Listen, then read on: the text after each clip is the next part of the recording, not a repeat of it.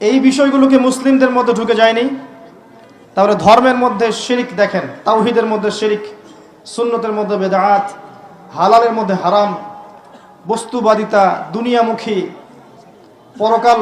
পরকাল ভুলে যাওয়া একটা জাতি, বেপরদামি, বেহায়াপনা, মাদক, ক্যাসিনো, জুয়া, পর্নোগ্রাফি, হারাম রিলেশনশিপ, ফ্রি মিক্সিং, এই যে ফ্যামিনিস্ট রেভলিউশন, এগুলো কি মুসলিম সমাজে চলছে না? চতুর্দিক থেকে আপনি ফিতনার মধ্যে আছেন না? প্রথমে বুঝতে হবে যে আপনি আমি মুসলিমরা এখন কোন অবস্থার মধ্যে আছে। এই গেল আমাদের ভিতরের কথা। ভিতরে আরো কথা আছে। আমরা মুসলিম একটা জাতি না? আমরা মিল্লাতে আবিকুম ইব্রাহিম, তাই না? ওয়া সাম্মাকুমুল মুসলিমিন, তাই না? আমরা এক মুসলিম জাতি, ইউনাইটেড মুসলিম কমিউনিটি। তো ইউনাইটেড মুসলিম কমিউনিটির মধ্যে এখন হাজারটা দল হয়ে গেছে না? প্রত্যেকটা দল বলছে আমি সঠিক, আমি সহি, আমি জান্নাতে যাব, তোমার লিজ লাগলে আমার কাছ থেকে নাও। ব্যাপারটা এমন না? সবাই নিজেকে হকপন্থী দাবি করছে। কুল্লু হিজবিন বিমা লাদাইহিম ফারিহুন। আল্লাহ পাক বলেছেন ওয়ালা তাকুনু মিনাল মুশরিকিন, মুশরিকদের অন্তর্ভুক্ত হয়ো না। আল্লাযীনা ফাররাকু দীনাহুম ওয়া কানু শিআ কুল্লু হিজবিন বিমা লাদাইহিম ফারিহুন। তোমরা মুশরিকদের অন্তর্ভুক্ত হয়ো না যারা আল্লাহর দ্বীনটাকে কেটে টুকরা টুকরা করে ফেলে দিয়েছে। এই কাজটা আমরা করিনি? মুসলিমদের মধ্যে হাজারটা দল নাই এবং প্রত্যেকের সাথে প্রত্যেকের কি ভালো সম্পর্ক? অনেক সময় দেখা যায় দাকুরাল সম্পর্ক, দলের মধ্যে বিভক্তি, ধর্মীয় দলে বিভক্তি, একালে মারা কালেমের গিবত, তহমত, সমালোচনা, এগুলোতে ব্যস্ত আছি না আমরা? উম্মার বড় বড় ইস্যুগুলো বাদ দিয়ে আমরা ছোটখাটো ইস্যুগুলোকে নিয়ে ব্যস্ত আছি না? কে জিলাপি খাবেন না খোরমা খাবেন, এইসব বিষয়গুলোকে নিয়ে ব্যস্ত আছি না? বড় বড় ইস্যুর দিকে আমি আসছি, তখন বুঝবেন যে কি নিয়ে আমরা ব্যস্ত আছি। ধর্মের মধ্যে ফিতনা, অভ্যন্তরীণ ফিতনা, আমাদের ধর্মীয় বিভক্তি, পরিবারে ফিতনা, সমাজে দেখবেন ফিতনা, সমাজের সামাজিক কাঠামোগুলো ভেঙে যাচ্ছে না? প্রতিবেশীর কেউ খোঁজ না এখন? দেখবেন বাসায় মেহমান আসলে পর্যন্ত মানুষ বিরক্ত হচ্ছে। মানুষ বস্তুবাদী হয়ে গেছে, আল্লাহ এবং তার রাসূলের মানদণ্ডে নিজেকে বিচার করার মনোভাব ছেড়ে দিয়েছে। ইল্লা মাশা আল্লাহ, অবশ্যই প্রত্যেক যুগে যুগে আল্লাহর অনুগত কিছু বান্দা থাকবে, তাদের কথা আলাদা। আপনি এবার বাইরের দিকে চোখ দেন, পুরো বিশ্বের দিকে চোখ দেন, দেখবেন পুরো বিশ্বের নেতৃত্ব এখন পশ্চিমারা নিয়ে নিয়েছে না? তারা বলছে কোন দেশকে ওঠো, দেশে উঠছে, বসো, বসছে, এমন হচ্ছে না?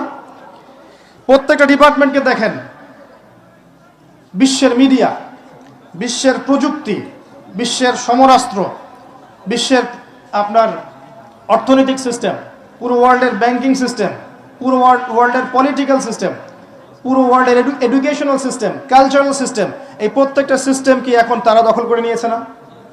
এগুলো কি আমরা নিয়ন্ত্রণ করি না, বরং আমরা ফলো করি, কাট পেস্ট, ওখানে যা হয় এখানেও তাই হয়।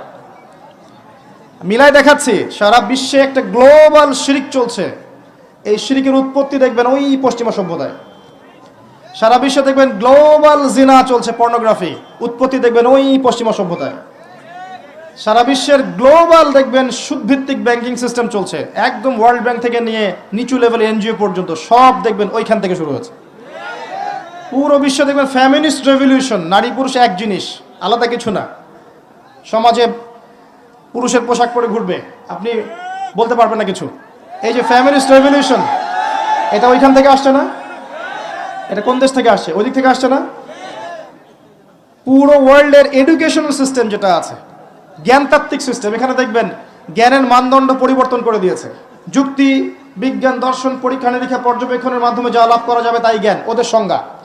কিন্তু আপনি আপনার যে গায়েবের পিলার, আল্লাহ, মালায়েকা, আসমানি কিতাব, নবী রাসূলগণ, কবর আযাব, পরকাল, মিজান, ফুলসিরাত, জান্নাত, জাহান্নাম, স্বপ্ন, রূহ, এগুলোকে আপনি ল্যাবে প্রমাণ করতে পারবেন? এগুলোকে ল্যাবরেটরিতে প্রমাণ করতে পারবেন? তাহলে ওদের তত্ত্ব মতে, ওদের এপিস্টিমোলজি মতে এগুলোর কোনো অস্তিত্ব নাই। এটা চলছে সারা ওয়ার্ল্ডে এবং এভাবেই এডুকেশন সিস্টেম এগিয়ে যাচ্ছে। এর বাইরে ইসলামিক সিস্টেম আছে আলাদা, স্বতন্ত্র।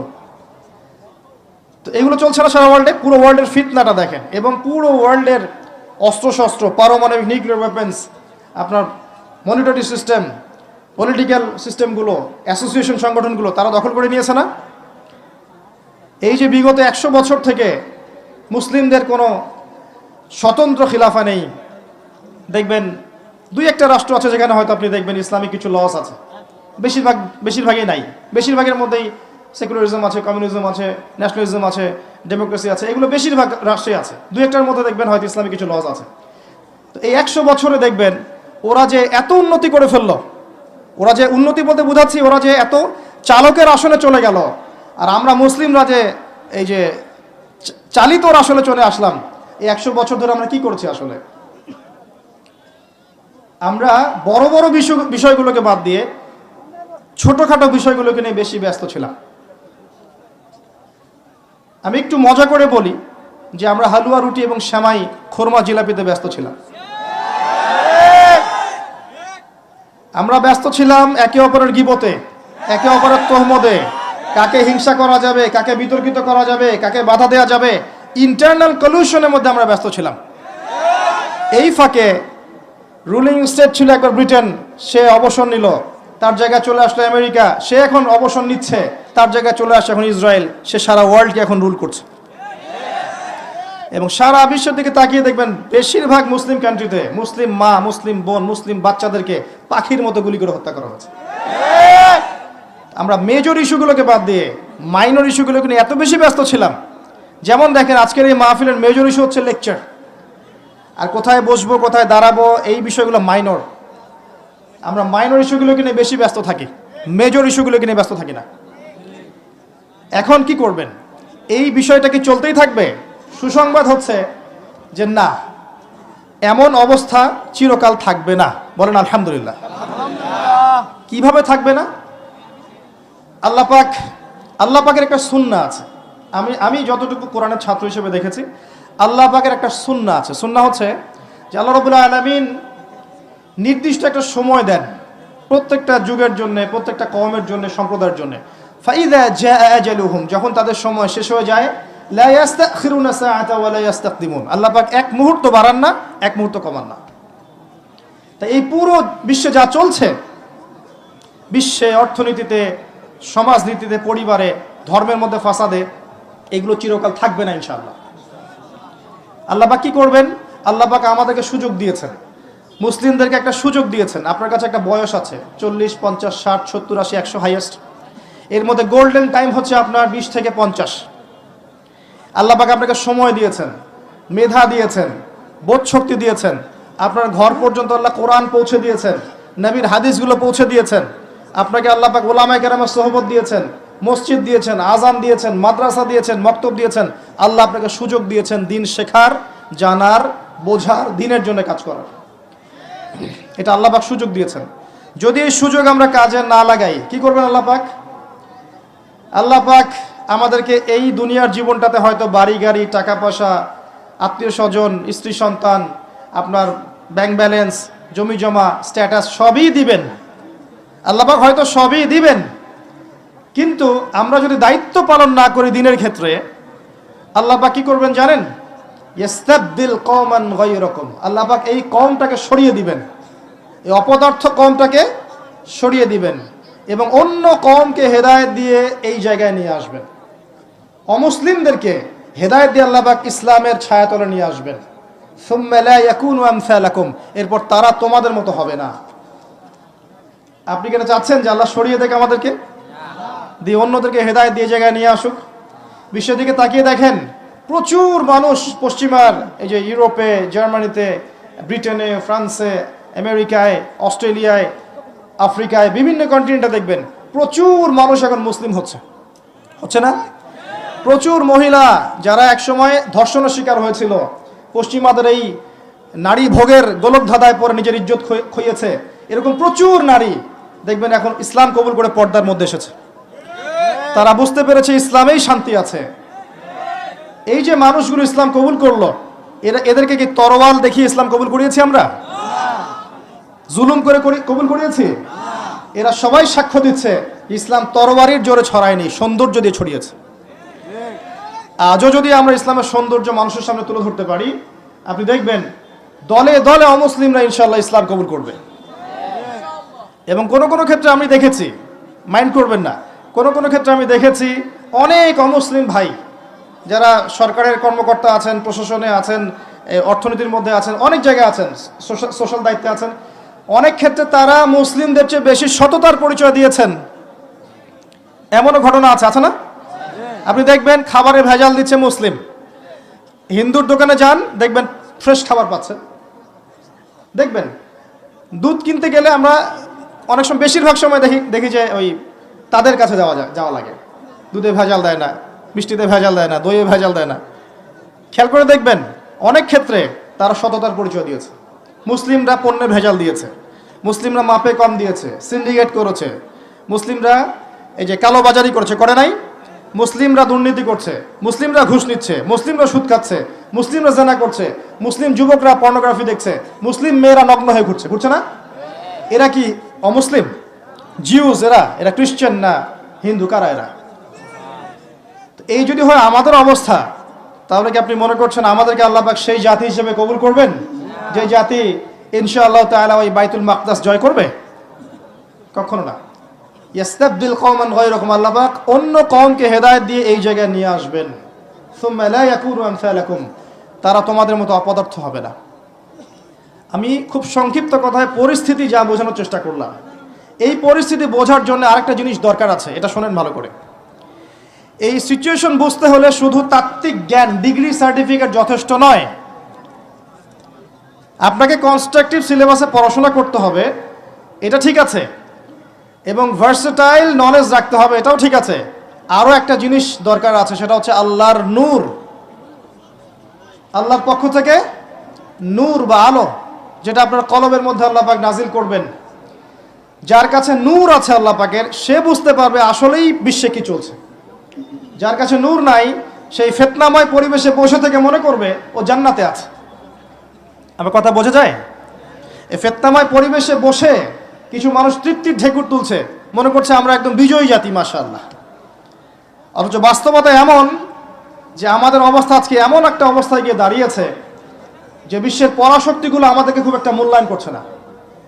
অথচ মুসলিম দেশের সংখ্যা প্রচুর, মুসলিম জনসংখ্যা প্রচুর, মুসলিমদের খনিজ সম্পদ প্রচুর, অর্থনৈতিক সম্পদ প্রচুর, জনবল প্রচুর, সামরিক বাহিনীর সদস্য সংখ্যা প্রচুর, অস্ত্রশস্ত্র মাশাআল্লাহ প্রচুর। তারপরেও ওরা আমাদেরকে গুরুত্ব দিচ্ছে না। কারণ কি? কারণ কুলুবুহুম শাত্তা কুলুবুনা শাত্তা, আমাদের হৃদয়গুলো এখন বিক্ষিপ্ত, আমাদের মনগুলো বিক্ষিপ্ত, আমরা বিভক্ত, আমরা একের কষ্টে অন্যের পাশে দাঁড়াতে চাই না। ওই ইরাকে কাউকে বোম মেরে হত্যা করলে ওই দেখা যায় ইরান থেকে একজন বলবে ওটা তো ইরাকের ঘটনা, ইরানের সাথে কি সম্পর্ক? দেখবেন ওই যে মিয়ানমারে কোনো ঘটনা ঘটলে দেখবেন যে সুদান থেকে একজন বলছে ওটা তো মিয়ানমারের ঘটনা, আমাদের সাথে কি সম্পর্ক? প্যালেস্টাইনে বাচ্চাদেরকে বোম মেরে হত্যা করলে এদিক থেকে পাকিস্তান থেকে বলবে ওটা তো প্যালেস্টাইনের ইস্যু, আমার কি সম্পর্ক ওর সাথে? এখন আমরা এই অবস্থায় আছি যে এক ভাইয়ের উপরে আক্রমণ আসলে আর এক ভাই মিষ্টি বিতরণ করে। কথা বুঝতে পারছেন? একজনের উপরে যদি কোনো পরীক্ষা আসে বা বিপদ আপদ আসে, দেখবেন আর একজন মিষ্টি বিতরণ করছে। এ আপনার ভাই না যে মিষ্টি বিতরণ করছে, এ মূলত শয়তানের চালা। এ যদি এর মতো শত শত শয়তানের পূজারী যদি উম্মাহ থেকে ঝরেও যায়, আল্লাহর দিনের জাররা পরিমাণ ক্ষতি হবে না ইনশাআল্লাহ। আর ওই যে যাদের উপর দেখবেন অত্যাচার, জুলুম, নির্যাতন আসছে, সবর করছে, দিনের জন্য কিছু করার চেষ্টা করছে, আল্লাহ পাক এই মানুষগুলোকে ইনশাআল্লাহ দেখবেন কাল পরকালে জান্নাতুল ফিরদৌস দান করবে। কোনটা কিচ্ছু না ভাই, ওয়াল আখিরাতু খায়রু ওয়া আবকা, পরকাল চিরস্থায়ী। এখানে একটু কম খান, না একটু কম ঘুমান, একটু কম টাকা পয়সা পেয়েছেন, কম ব্যাংক ব্যালেন্স আছে, কিন্তু আপনি আল্লাহর তাওহীদে আছেন, সুন্নতে আছেন, হালাল খাচ্ছেন, দেখবেন ইনশাআল্লাহ ধনীদের চেয়ে 500,000 বছর আগে আপনি হাসতে হাসতে জান্নাতে চলে গেছেন। উম্মার অবস্থা এখন এমন, আমরা বিক্ষিপ্ত। পড়াশোনার ক্ষেত্রে গিয়ে দেখবেন মুসলিম উম্মার প্রায় 80% মানুষ বিশুদ্ধ করে কোরআনটুকু পড়তে জানে না। কোরআন যারা বিশুদ্ধ করে পড়তে জানে বা হিফজ করেছে, তাদের মধ্যে বহু মানুষ দেখবেন কোরআনের অর্থটা বলতে পারছে না। ইয়াং জেনারেশন থেকে তাকাই দেখেন যে তারা জীবনে একটা বারও কোরআন A to Z অর্থ সহ পড়েছে কিনা সন্দেহ আছে। হাদিসে যে কিতাবগুলো আছে, এই কিতাবগুলো তারা ছুঁয়েও দেখেছে না কখনো, সন্দেহ আছে। ইসলামের ইতিহাসের যে বইগুলো পড়ে আছে ইসলামিক ফাউন্ডেশনে কখনো কিনে পড়েছে কিনা সন্দেহ আছে। ফিকহের বইগুলো পড়েছে কিনা সন্দেহ আছে। ইসলামের অর্থনীতি সম্পর্কে পড়াশোনা করে কিনা সন্দেহ আছে।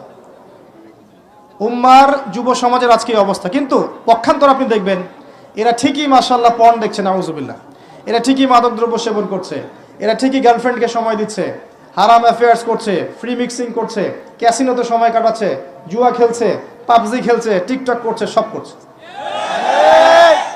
তো এই যুব সমাজের হাতে আল্লাহ পাক ইসলামের বিজয়ের পতাকা দিবেন? সত্যি আপনার তাই মনে হয়? এরা কি ওই মোহাম্মদ বিন কাসিমের মতো, খালিদ বিন ওয়ালিদের মতো, এরা কি উমর ইবনে খাত্তাবের মতো, এরা কি যায়েদ ইবনে হারেসা, আব্দুল্লাহ বিন রাওয়াহা, জাফর বিন আবু তালেবের মতো? এরা কি আলী রাদিয়াল্লাহু আনহুর সেই শৌর্য বিজয় ধারণ করে? দিনের কল্যাণ চান না আপনারা? দিনের বিজয় হোক, দিন ভালো থাক, ইসলাম ভালো থাক, আল্লাহর জমিনে আল্লাহর দিনটা থাক। এবং এই দিনটা কি মানুষের শত্রু? দিন ইসলাম কি মানুষের শত্রু? দিন ইসলামের একটা বিষয় আছে যেটা মানবতা বিরোধী। দিন ইসলামের একটা বেসিক জিনিস আছে যেটা মানবতা বিরোধী। নামাজ, এই যে রোজা, এই যে কালিমা, এই যে হজ, যাকাত, এগুলো কি উগ্রতা? এগুলোর মধ্যে সন্ত্রাস ভাব আছে, জঙ্গি ভাব আছে। হ্যাঁ, একটা শব্দ নিয়ে সমস্যা সৃষ্টি করে, জিহাদ, তাই না?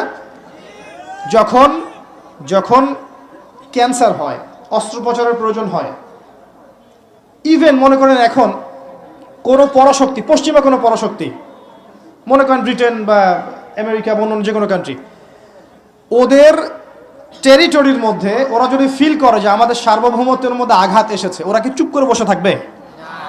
ওরা প্রতিহত করবে না? এই প্রতিহত করার অধিকার মুসলিমদের নাই? যদি প্যালেস্টাইনের উপর এরকম হয়, প্যালেস্টাইনিদের অধিকার নাই এটা প্রতিহত করার? যখন সে করবে তাকে আপনি বলবেন সন্ত্রাসী, আমেরিকা করলে বলবেন আপনি মানবতা প্রেমী। এটা কি ধরনের ডাবল স্ট্যান্ডার্ড? এই বিষয়গুলোকে নিয়ে ইসলামকে মিডিয়ার মধ্য দিয়ে সারা বিশ্বে বিতর্কিত করা হয়েছে। ইসলাম কখনো এরকম জঙ্গিবাদ এবং সন্ত্রাসবাদের ধর্ম নয়। একজন মুসলিম কখনো জঙ্গি সন্ত্রাসী হতে পারে না। রাসূলুল্লাহ সাল্লাল্লাহু আলাইহি ওয়াসাল্লামের আদর্শ দেখে বহু অমুসলিম কাঁদতে কাঁদতে ইসলাম কবুল করেছিল। আমাদের নবী সাল্লাল্লাহু আলাইহি ওয়াসাল্লাম জীবনে একটা দিনও যুদ্ধের মাঠেও কোনো অমুসলিমকে হত্যা করেন নাই আমার জানা মতে। আমি ভুল হতে পারি, আমার জানা মতে একটা দিনও তিনি কোন মুসলিমকে গলা কেটে হত্যা করেছেন আমি কোনো নজির পাইনি এই পর্যন্ত। যদি পেয়ে থাকেন আমাকে জানাবেন। আমরা সেই নবীর উম্মাহ, ইসলামের সৌন্দর্য দিয়ে, ইসলামের মাধুর্য দিয়ে, ইসলামের সততা দিয়ে ইসলাম যুগে যুগে সারা বিশ্বের বুকে রাজত্ব করে বেরিয়েছে। এই তো বিগত 100 বছর আগেও এই যে অটোমান এম্পায়ার ছিল, তখন পর্যন্ত সারা ওয়ার্ল্ডে দেখতেন ইসলাম একটা শেল ছিল না? এখন সেটা নাই। মিসকিন অবস্থায় আছেন, না কোনো ঐক্য আছে, না কোনো আমির, না কোনো ইমারা, কিছুই নাই। এর মাঝখানে কিছু কিছু আল্লাহর বান্দা বিভিন্ন জায়গায় বিশ্বে চেষ্টা করে যাচ্ছে, এতটুকুই, বিক্ষিপ্তভাবে। তবে এই অবস্থা চিরকাল থাকবে না ইনশাআল্লাহ। কি হবে সামনে আল্লাহ ভালো জানেন। আল্লাহু আ'লাম বিস-সাওয়াব। সামনে মুসলিমদের উপরে নির্যাতন, নিপীড়ন বলেন, সংকুচিত হওয়া বলেন, এটা বাড়তে পারে, বাড়ার সম্ভাবনা আছে। বিশ্ব এমন একটা জায়গায় দাঁড়িয়ে আছে যে কোনো সময় একটা নিউক্লিয়ার যুদ্ধ হয়ে যেতে পারে, আল্লাহু আ'লাম। আমি নতুন একটা কথা বলতে চাচ্ছি, এটা আগে কখনো বলিনি। আমার মনে হয় কয়দিন পর দেখবেন যে বিশ্বের পরাশক্তিগুলো দাবি করবে অমুক গ্রহটা আমার, এ বলবে না অমুক গ্রহটা আমার, সে বলবে না ওই গ্রহ আমার, সে বলবে এই গ্রহ আমার। আমার কথাটা ইনশাল্লাহ ফলবে, দেখে নিয়েন। এবং তারা মহাকাশ বাহিনী গঠন করেছে অলরেডি। কারেন্ট অ্যাফেয়ার্স পড়েছেন? যারা বিসিএস কোচিং করছেন তারা হয়তো জানবেন মহাকাশ বাহিনী মানুষ কি জন্য গঠন করতে যাবে। স্টার ওয়ারও হতে পারে। বিশ্বের সামনে হয়তোবা মহামারীর এই যে ক্রাইসিস, আল্লাহ ভালো জানেন, বাড়তে পারে। আপনার সামাজিক ফিতনাগুলো, অশ্লীলতাগুলো বাড়তে পারে। আপনার যে পেপার মানি ইউজ করছেন এর মান কমে যেতে পারে। আপনার রিবা কেন্দ্রিক সিস্টেমটা পড়ে যেতে পারে। পেট্রোডলার পড়ে যেতে পারে। তবে যাই হোক না কেন, এতটুকু এনশিওর করতে পারি যে ওয়ার্ল্ডের বুকে একটা রাষ্ট্র মাথা তুলে দাঁড়াবে এবং তার ক্ষমতার দাপট সবাইকে দেখাবে, তার নাম ইসরায়েল। এটা হবে। হবে আমাদের কারণেই, আমাদের এই ঘুমন্ত জাতির কারণেই। আরবের কলিজার উপর বসে, আরব রাষ্ট্রগুলোর কলিজার উপর বসে সে বিগত 70 বছরে সারা বিশ্বের অর্থনীতি, রাজনীতি, ফাইন্যান্স, ব্যাংকিং সিস্টেম, টেকনোলজি, প্রযুক্তি সব নিয়ন্ত্রণ করে নিয়েছে। তখন আমরা কি করছিলাম ভাই? হ্যাঁ হ্যাঁ, সবাই করেনি। অনেক ওলামায়ে কেরাম ছিলেন যারা শুরু থেকে এগুলো মানুষের সতর্ক করার চেষ্টা করেছেন ঠিকই, কিন্তু তাদের মিম্বরগুলো সংকুচিত ছিল, তাদের কণ্ঠস্বরগুলো বৃত্তে বন্দী ছিল। মানুষ শুনতো না, বুঝতো না, মূল্যায়ন করতো না। মানুষ শোনে না, এখনো মানুষ শোনে না, বোঝে না। এখন পর্যন্ত মানুষ বোঝে না, শোনে না কি হচ্ছে সামনে। ওই এখনো পড়ে আছে, একটা ইস্যু তুলে দেন, সারাদিন ইস্যু নিয়ে ফেসবুকে বসে থাকবে। আর কোনো ইস্যুই নাই, একটা ইস্যু তুলে দেন, সারাটা দিন ওখানে বসে থাকবে। মানে এটাই বড় জিহাদ ওর কাছে। কিবোর্ড নিয়ে মুজাহিদ, কিবোর্ড মুজাহিদ। আল্লাহ সমালোচকদেরকে হেদায়েত দান করুন। দিনের জন্য ভাই কিছু করেন। আপনার প্রতিভা থাকলে আপনি বলেন, লিখার প্রতিভা থাকলে লিখেন, একটা মসজিদ করা থাকলে মসজিদ করেন, একটা মাদ্রাসা করেন, এতিমদের দায়িত্ব নেন, বিধবার দায়িত্ব নেন, নারীদের জন্য কোনো প্রজেক্ট করেন, মা বোনদের পর্দায় আনার ব্যবস্থা করেন, ইসলামিক কোনো এনজিও করেন, ইসলামিক ইকোনমিক সিস্টেম লঞ্চ করেন, কৃষিভিত্তিক প্রজেক্ট করেন, কিছু একটা করেন যেটাতে আপনার দিনের উপকার হবে। ওইভাবে বসে সারাদিন ফেসবুকে গুতাগুতি করলে দিনের জীবনে কোনো উপকার হয় না। ফেসবুকে বসে আর সারাদিন যদি সমালোচনা করতে থাকেন, দিনের কোনো উপকার হয় না আদতে। মাঠে নেমে কনস্ট্রাকটিভলি কাজ করে দেখান, একদিন চেয়ারে বসে একটা বক্তব্য দিয়ে দেখান কত বিশুদ্ধ বক্তব্য দিতে পারেন।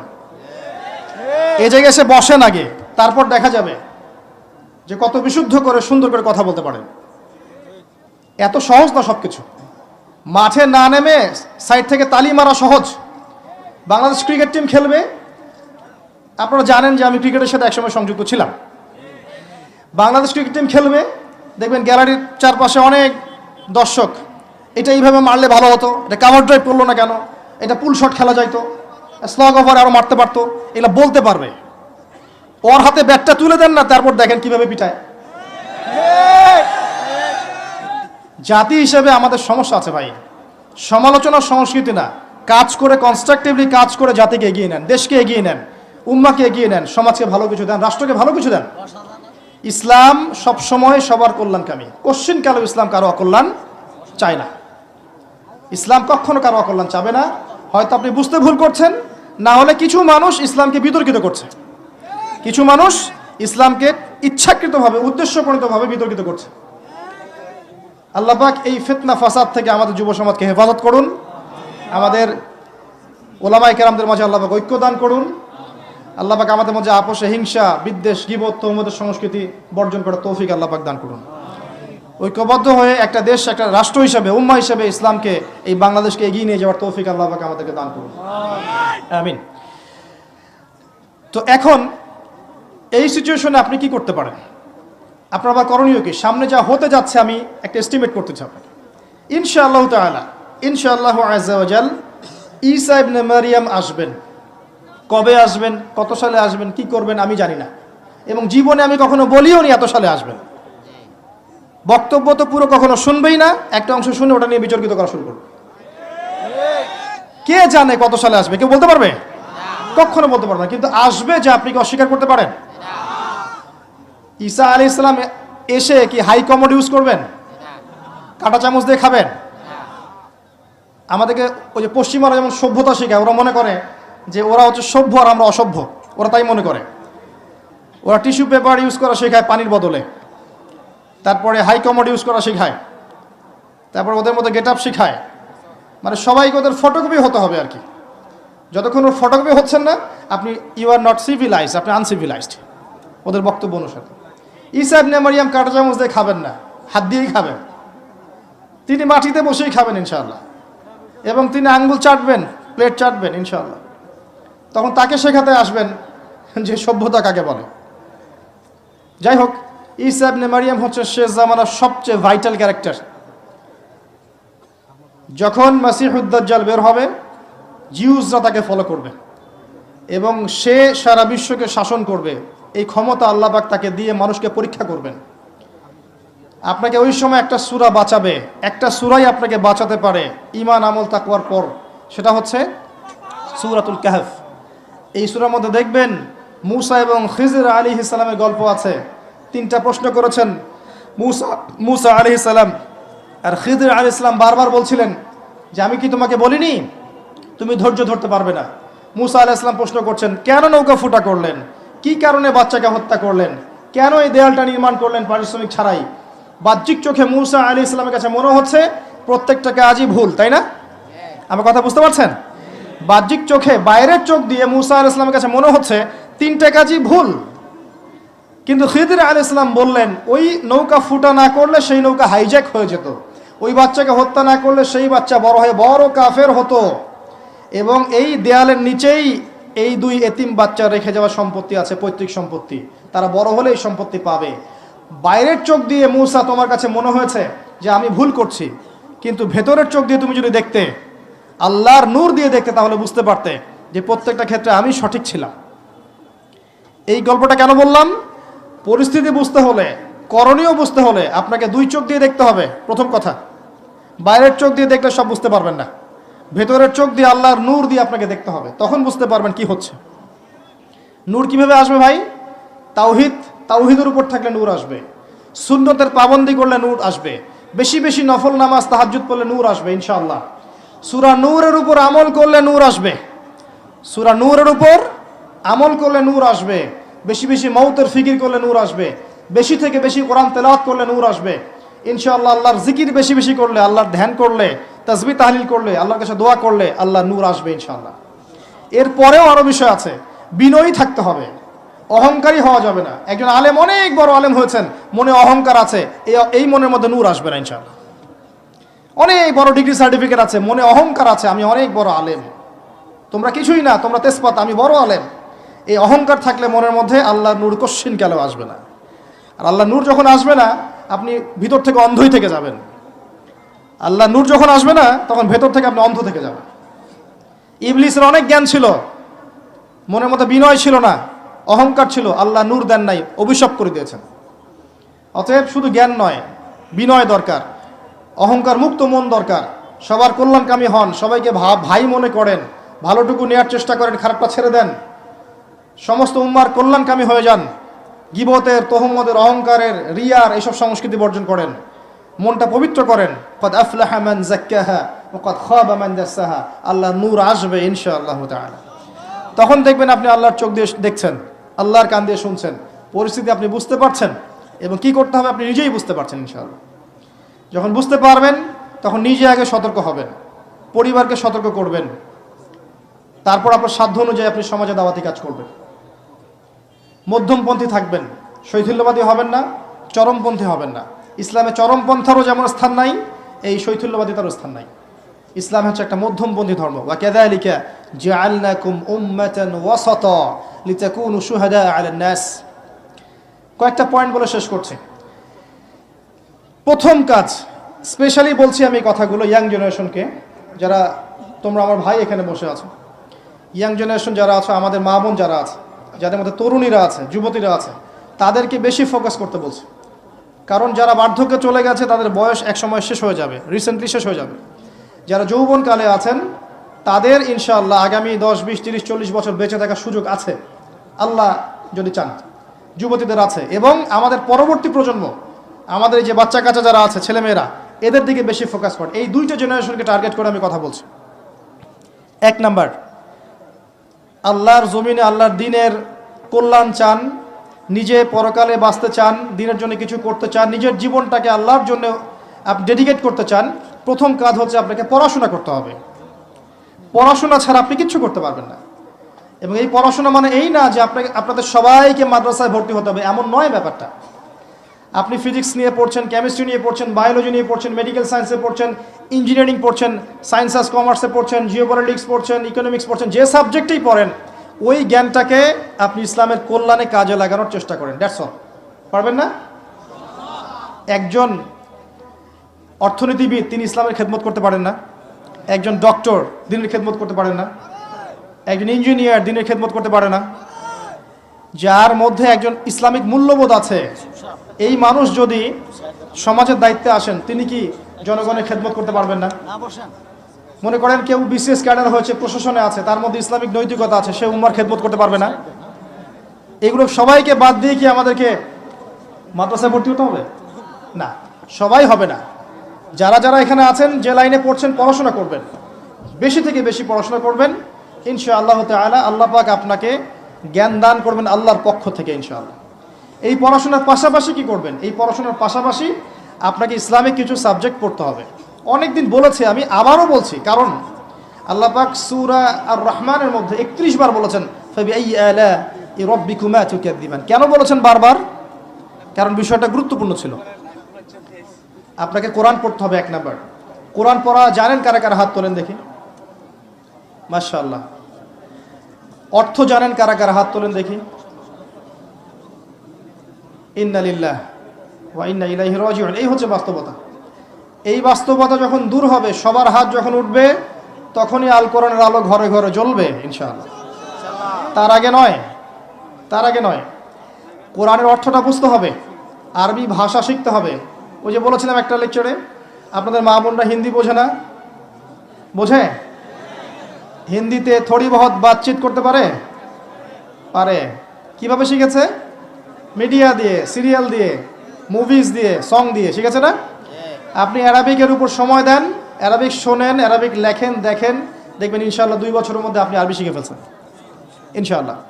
আরবি শেখেন, কোরআন অনুবাদ পড়েন, যে তাফসিরটা আপনার কাছে ভালো মনে হয় সেটা পড়েন। ইবনে কাসির হোক, জালালাইন হোক, মারিফুল কোরআন হোক, যেটা আপনার কাছে বেস্ট মনে হয় সেটা পড়েন। একাধিক তাফসির পড়েন। এরপর কি করবেন? হাদিসের বইগুলো পড়েন। ছোট ছোট বইগুলো থেকে বড় বইয়ের দিকে যান। ছোট বই যেমন আপনার এই যে ফয়জুল কালাম, মিশকাতুল মাসাবি, বুলুগুল মারাম, মিনাদিল আহকাম। পরে আপনি একটু উঁচু লেভেলে যান, তিরমিজি, নাসাই, আবু দাউদের যান, পরে গিয়ে বুখারী মুসলিমে যান। এক লাফ দিয়ে বুখারী মুসলিমে যাওয়ার চেষ্টা করবেন না। যদি করেন তাহলে কি হবে জানেন? তাহলে স্বঘোষিত মুফতি হয়ে যাবেন। অল্প জ্ঞান নিয়ে দেখবেন তখন ওলামায়ে কেরামদের সাথে আপনার তর্ক হচ্ছে, এবং ছোট ছোট বিষয়গুলোকে কেন্দ্র করে মসজিদগুলো ভাগ হয়ে যাচ্ছে। এই কাজ করতে যায় না। এটা আমার মতে একটা সহি ভুল পথ। এটা আমার মতে একটা সহি ভুল পথ। আগে বুখারী মুসলিমে হাত দিয়ে না, আগে ছোট ছোট বইগুলো পড়তে পড়তে পড়তে উপর দিকে যান।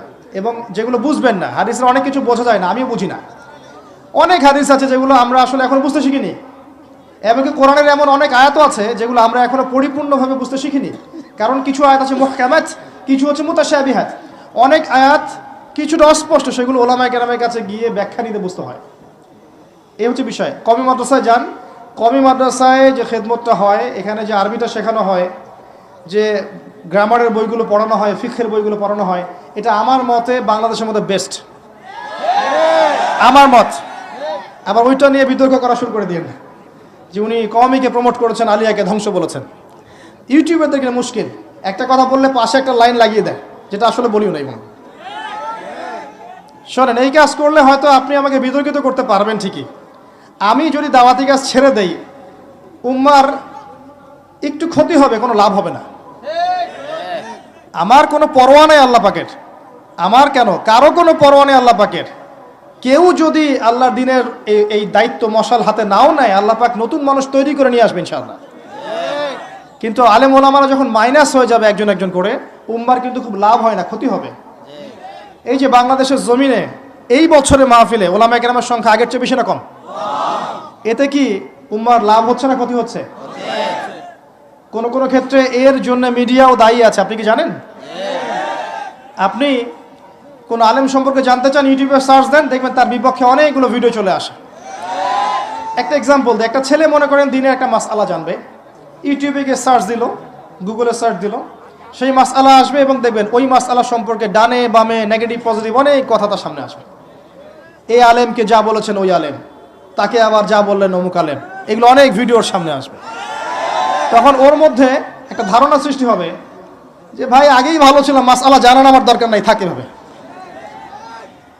যারা সেকুলার মাইন্ডেড, যারা একটু কালচার্ড, ইউনিভার্সিটিতে পড়া মানুষ, দেখবেন তারা কিন্তু এই বিষয়গুলোকে খুব ধরে, এবং তারা যতটুকু আসতে চায় ইসলামের দিকে, অনেক সময় আমাদের আচরণের কারণে পিছিয়ে পড়ে।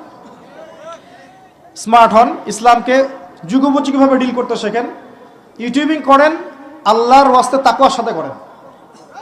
নিজের মতাদর্শ প্রতিষ্ঠা করার জন্যে, নিজের মতকে প্রাধান্য দেওয়ার জন্যে, কাউকে বিতর্কিত করার জন্যে, কারো ক্যারেক্টার হ্যারেস করার জন্যে, কারো ক্যারিয়ার ধ্বংস করার জন্য এই কাজগুলো করতে যাবেন না। আলটিমেটলি উম্মার ক্ষতি হয়ে যাবে।